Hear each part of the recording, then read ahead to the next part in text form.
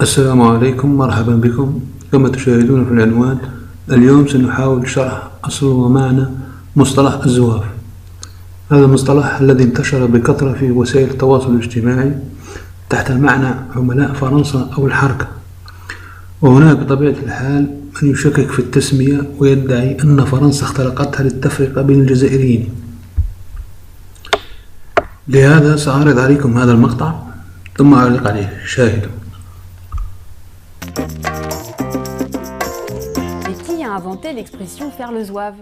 Un soldat qui s'habillait de manière excentrique. Après la conquête de l'Algérie en 1830, l'armée française recrute des Kabyles. La plupart sont originaires d'une tribu montagnarde, les Zouawas. Leur uniforme est un festival de couleurs. Une culotte bouffante rouge garance, une chéchia à glands en feutre rouge, un turban vert et une ceinture bleue ou blanche de 3 mètres de long. Inutile de vous dire qu'on les remarquait de loin. En français, les Zouawas sont devenus les Zouaves, et vers 1880, l'expression « faire le zouave » désigne les gens qui se font remarquer par leur extravagance. Un comble pour les militaires. كما شاهدتم في المقطع، فمصطلح الزواف أصله زواوة، وهي قبيلة بربرية قبائل اليوم تعيش شرق العاصمة الجزائر. انضم أبناء هذه القبيلة إلى وحدات المشاة في جيش الاحتلال الفرنسي سنة 1830. كان يتميز جنود الزواف بلباسهم كثير الألوان. تحول اسم الزواوي إلى الزواف، ربما بسبب صعوبة النطق أو ثقل الكلمة على اللسان الفرنسي. تغير أيضا معنى المصطلح. هذا لا يهمنا اليوم، ما يهمنا هو الحقيقة التاريخية. إذن فالزواف هم حقيقة وليسوا خيال أو أسطورة. دعونا نشاهد أيضا هذا المقطع ثم نواصل التعليق. A, B, C, métaphore, grammaire, W, hypothèse. J'estime que tu t'exprimes et t'exprimes exécrablement. Y et Z. Ah, le superbe mot zouave. On a l'impression, en le prononçant, que l'on fait le zouave. Il s'agit d'un emprunt tardif, début du XVIIe siècle, au berbère Zouawa, nom d'une tribu kabyle dans laquelle on recrutait des soldats. Le terme a été adopté en 1831 pour désigner les soldats algériens d'un corps d'infanterie indigène, puis les soldats français de ce corps. Le zouave est un personnage familier de l'armée française du XIXe siècle. Il avait la réputation d'être courageux et intrépide, d'où l'expression « faire le zouave » qui signifiait à l'époque « faire le fanfaron ». L'armée française n'emploie plus de zouave. L'expression est restée, mais en changeant de sens. La fanfaronnade est devenue l'excentricité, aidée sans doute par l'uniforme, cette culotte de zouave, bouffante, froncée sous le genou, serrée à la jambe, qui pouvait sembler quelque peu excentrique. Faire le zouave aujourd'hui, c'est faire le pitre, un drôle de zouave. كما شاهدتم في الفيديو الثاني، إذن الزواف هي حقيقة موجودة، حقيقة تاريخية. الزواف هم جيش من الخونة العملاء البربر الذين شكلوا وحدات للمشاة وانضموا إلى جيش فرنسا لمساعدة الاستعمار الفرنسي في احتلال الجزائر واستعباد الشعب والسيطرة على مقدرات الوطن.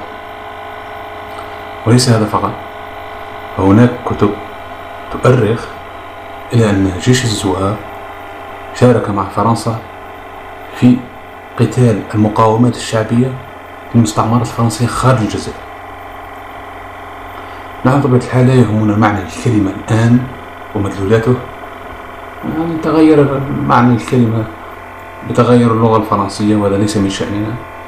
نحن هنا نناقش حقيقة تاريخية التي يريد الكثير من الناس، بالأخص البربر منهم، بربر الزواوة القبائل، يريدون إخفاءها أو تزويرها.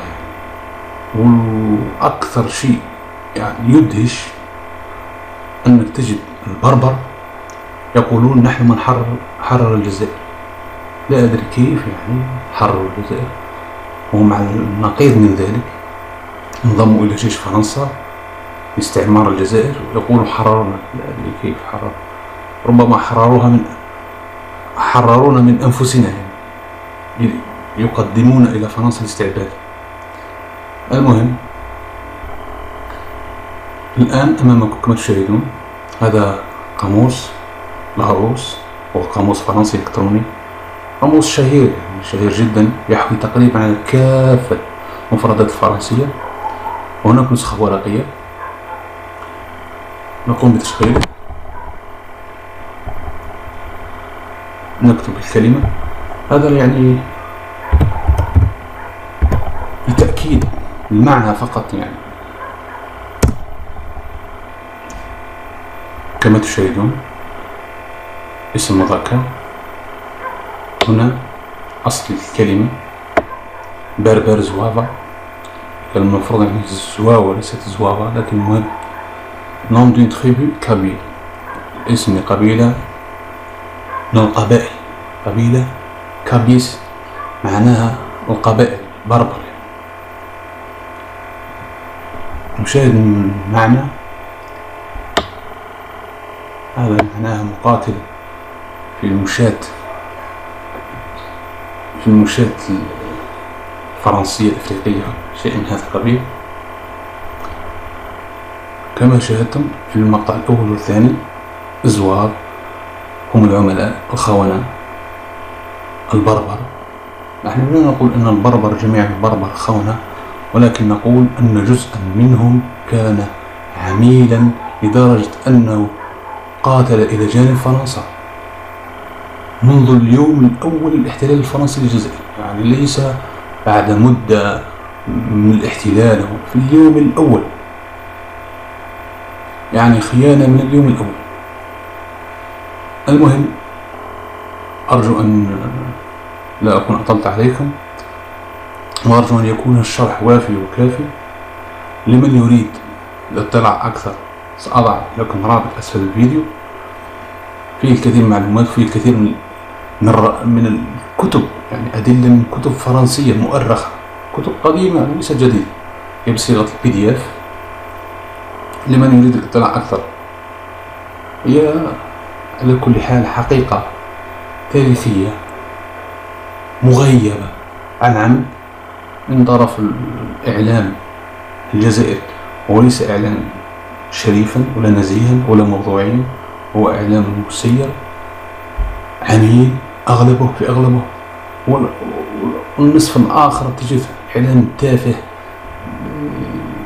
يلتفت إلى صغائر الأمور وأمور تافهة يعني لا فائدة منها، والقضايا الجوهرية مغيبة. لمن أراد الاطلاع أكثر سأطلع كما قلت لكم، سأضع لكم رابط أسفل الفيديو. أرجو أن لا أكون أطلت عليكم، أرجو أن أكون قد أفدتكم ولو بجزء بسيط. شكرا لكم وإلى اللقاء.